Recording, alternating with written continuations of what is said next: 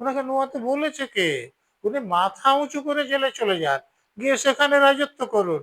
মাথা নোয়াতে কে বলেছে ওনাকে? দেখুন, অপরাধী করলে তাদের কাছে পুলিশ যায়, তদন্তকারীরা যায়। তো উনি অপরাধ করেছেন, তো ইডিও যাবে, সিবিআইও যাবে, সিআইডিও যাবে। উনি যে অংশের কাগজ দেখাতে পারবেন না সেই অংশটা অবৈধ, এর উত্তর তো খুব সোজা। উনি কাগজ দেখিয়ে দিন, পুরো বাড়িটা বৈধ হয়ে যাবে। উনি সহযোগিতা করুন, তারপরে যদি না পারেন তো খুবই ভালো। আর যদি জেলে যান, তখন যা বলার উনি বলবেন। স্যার, ইডি সিবিআই এর পরে একেবারে অভিষেক বন্দ্যোপাধ্যায়ের বাড়িতে পুরসভার পর নোটিশ নিয়ে হাজির সিআইডি। কি বলবেন? তিনি বলছেন যে আমি শান্তিনিকেতনের বড় ফ্ল্যাটে থাকি না, কালীঘাটের বাড়িতে এসে দিয়ে যান। দেখুন, অপরাধী করলে তাদের কাছে পুলিশ যায়, তদন্তকারীরা যায়। তো উনি অপরাধ করেছেন, তো ইডিও যাবে, সিবিআইও যাবে, সিআইডিও যাবে। সিআইডি এতদিন ওনার মাসির এবং পিসির অধীন ছিলেন, তা এখন তো আর নাই, তো এখন যেতে বাধাও নাই। তো উনি রাগ করতেই পারেন, কিন্তু রাগ করে কোনো লাভ হবে না। তো যদি উনি ওই শান্তিনিকেতন বিল্ডিং ওনার বাড়ি না হয়, তো সিআইডি গিয়েছে গিয়েছে, কেএমসি গিয়েছে গিয়েছে, উনি কোনো উত্তর দেবেন না, মিটে গেল। তাদের যা করার সেটা করে নেবে। তো উত্তর তো দিচ্ছে। কিন্তু ইডি সিবিআই এর হাত থেকে এতদিন বেঁচেছি, কেউ আমাকে গ্রেফতার করতে পারেনি, কিংবা তাদের সাথে আমি সহযোগিতাও করেছি, এইবারও পারবেন। উনি সহযোগিতা করুন, তারপরে যদি না পারেন তো খুবই ভালো। আর যদি জেলে যান, তখন যা বলার উনি বলবেন। তাকে গ্রেফতার করতে পারবে না, তিনি চ্যালেঞ্জ করছেন। সে তো কালীঘাটের কাকুও বলেছিলেন যে তাকে কেউ ছুতে পারবে না। তা এখন তো লোকেরা কি বলছেন কি করছেন, এবং লোকের ভয়ে তিনি বাড়ি থেকে বেরোচ্ছেন না, এরকম অবস্থা হয়েছে। এরপরে দেখুন ওনাকে ছুতে পারেন না গ্রেপ্তার করে কোর্টে হাজির করেন, সেটা দেখুন। কোন অংশটা অবৈধ সেটা তিনি বারংবার প্রশ্ন করছেন। উনি যে অংশের কাগজ দেখাতে পারবেন না সেই অংশটা অবৈধ, এর উত্তর তো খুব সোজা। উনি কাগজ দেখিয়ে দিন, পুরো বাড়িটা বৈধ হয়ে যাবে। উনি যদি কোনো কাগজ না দেখাতে পারেন, পুরো বাড়িটা অবৈধ হবে। উনি যদি একটা অংশের কাগজ দেখান, বাকি অংশটা অবৈধ হবে। এ ব্যাপারে তো কোনো না বুঝতে পারার কারণ নেই। কোর্টের দ্বারস্থ হবেন, আইনের দ্বারস্থ হব, অধিকার আছে। কোর্টের দ্বারস্থ তো উনি হতেই পারেন, অনেকবার হয়েছেন, আরো কয়েকবার হন। কিন্তু কোর্ট অন্য পক্ষেরও কথা শোনে, সেখানেই ওনার অসুবিধা।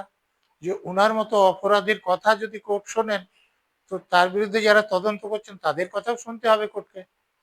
কিন্তু অভিষেক বন্দ্যোপাধ্যায় মাথা নোয়ানোর লোক নয়, আগেও নোয়নি, এবারও নোয়ানো। ওনাকে নোয়াতে বলেছে কে? উনি মাথা উঁচু করে জেলে চলে যান, গিয়ে সেখানে রাজত্ব করুন। মাথা নোয়াতে কে বলেছে ওনাকে? কেউ বলেনি তো। এই যে একের পর এক এফআইআর হচ্ছে অভিষেক বন্দ্যোপাধ্যায় থেকে শুরু করে মমতা তো বন্দ্যোপাধ্যায় নিয়ে। এফআইআর হচ্ছে, তদন্ত হবে। ওনার বিরুদ্ধে যদি কোনো প্রমাণ না পাওয়া যায় তাহলে মিটে গেল। প্রমাণ যদি পাওয়া যায় তাহলে পুলিশ ওকে আদালতে হাজির করবে। জজ সাহেবরা যদি মনে করেন যে উনি অপরাধ করেননি, তাহলেও মিটে গেল। আর যদি মনে করেন অপরাধ করেছেন, তখন সাজা হবে, উনি মাথা উঁচু করে জেলে চলে যাবেন। স্যার, এই যে বিভিন্ন ক্ষেত্রে মানে এই যে অবৈধ তার বাড়িটা, তাকে বারংবার নোটিশ দেওয়া হচ্ছে, কিন্তু কোনো অ্যাকশন কেন নেওয়া হচ্ছে না, এই প্রশ্ন তো উঠছে। দেখুন, অ্যাকশন যারা নিচ্ছেন না তারা বলতে পারবেন উত্তর। কিন্তু আমার মনে হয় ওই যতক্ষণ তিনি ওনাকে নোটিশ দিচ্ছে, ওনাকে উত্তর দিতে হচ্ছে, ততক্ষণ টেনশনে আছেন। বাড়িটা ভেঙে দিলে তো টেনশনটা শেষ হয়ে যাবে, আমার ধারণা সেই জন্যই ভাবছেন না। কিন্তু সাধারণ জনগণ কিংবা হকার যারা রয়েছে, সেই উচ্ছেদের সময় তো তাদের কোনো সময়সীমা দেওয়া হচ্ছে না। উনি তো সাধারণ অপরাধী নন। উনি যিনি মুখ্যমন্ত্রী ছিলেন, তিনি ওনার মাসি এবং পিসি। তো সেই রকম উনি একজন ব্যক্তি, তো ওনার সঙ্গে তো আলাদা একটু ট্রিটমেন্ট হবেই। কিন্তু বিভিন্ন ক্ষেত্রে একটি প্রশ্ন উঠছে যে এতক্ষণে যদি অন্য কোনো মানুষ থাকতো, তার জেল যাত্রা এতক্ষণে হয়ে যেত। অভিষেক বন্দ্যোপাধ্যায় না কি না, জেল এখনো তার। যাত্রা তো হয় না, হাজত হয়তো হতে পারতো। আসলে জেল হতে গেলে কারো কোর্টে হাজির করতে হয়। কোর্টের জজ সাহেব যদি মনে করেন যে তার বিরুদ্ধে অপরাধের বিয়ন্ড রিজনেবল ডাউট প্রমাণ আছে, তখন জেল যাত্রা হয়। তো সেটা যারা তদন্ত করছেন তারা যদি কোর্টে হাজির করে এবং জজ সাহেব যদি দেখেন, তখন হতে পারে।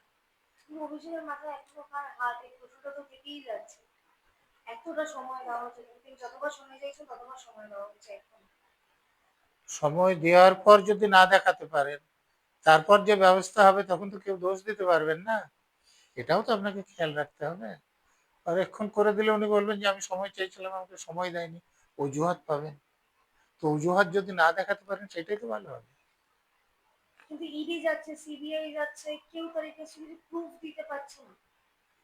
প্রুফ দিতে পাচ্ছেন না না দিচ্ছেন না সেটা পরে প্রশ্ন হবে। যদি প্রুফ না দিতে পারেন তা আদালতে তো তার কিছু হবে না। আর যদি দিতে পারেন তাহলে কি হবে আপনারা দেখুন। মমতা বন্দ্যোপাধ্যায়ের এগেইনস্টে ধর্ম নিয়ে উস্কানিমূলক মন্তব্য, তার এগেইনস্টও এফআইআর করা হয়েছে। মমতা ব্যানার্জি তো সবসময় ধর্ম নিয়ে উস্কানিমূলক বক্তব্য রাখেন এবং এফআইআর হয়েছে। তদন্ত করে তার সাজার ব্যবস্থা হোক, সাজা হওয়া উচিত। মুখ্যমন্ত্রী মানে প্রাক্তন মুখ্যমন্ত্রী সাজা পাবে? তো মুখ্যমন্ত্রী অপরাধ করলে সাজা পাবে না কেন? আমাদের দেশে রাষ্ট্রপতি এবং রাজ্যপাল তখনও যখন পদে আছেন তখন তার বিরুদ্ধে কোনো ক্রিমিনাল কেস করা যাবে না। প্রধানমন্ত্রীরও এর সুযোগ ইমিউনিটি নাই, মুখ্যমন্ত্রীরও নাই। মুখ্যমন্ত্রী অপরাধ করলে সাজা হবে না কেন? অপরাধ করেছেন, সাজা হবে। স্যার একেবারে শেষ প্রশ্ন, এই যে মানে ভোট পরবর্তীতে যে জার্সি বদল আমরা দেখতে পাচ্ছি, একের পর এক লোক পদত্যাগ করছেন, তারা বিজেপিতে ঢুকবে ঢুকবে না করছে, একটি পরিবর্তনের হাওয়া আমরা দেখতে পাচ্ছি। এই ভালো তৃণমূলকে দলে নেওয়া হবে, এই কথাটা নিয়ে তো এখনো বিতর্ক দেখুন, চলছে। আপনাদের বুঝতে একটা ভুল হচ্ছে। অপরাধীরা সবসময় শাসক দলে যেতে চায়। তো যারা পদত্যাগ করছে তারা অপরাধী। বিজেপি যদি নেয়, তৃণমূল যেরকম বুঝেছে বিজেপিও বুঝবে। এই অপরাধীদের নিলে সাধারণ মানুষের কাছে তারা ভালো থাকবেন না। অতএব তৃণমূলের যে অবস্থা হয়েছে আজকে, যে বাড়িতেও টাকা পাওয়া যাচ্ছে, ধান খেতেও টাকা পাওয়া যাচ্ছে, পাট খেতেও টাকা পাওয়া যাচ্ছে, পাট খেতে অস্ত্র পাওয়া যাচ্ছে, যাকে গায়ে হাত দিচ্ছে তারই অপরাধ পাওয়া যাচ্ছে, এরকম অবস্থা নিশ্চয় বিজেপি করতে চাইবে না। এবং এবং তৃণমূলের লোকদের যদি নেয় তাদের অবস্থা এই রকমই হবে।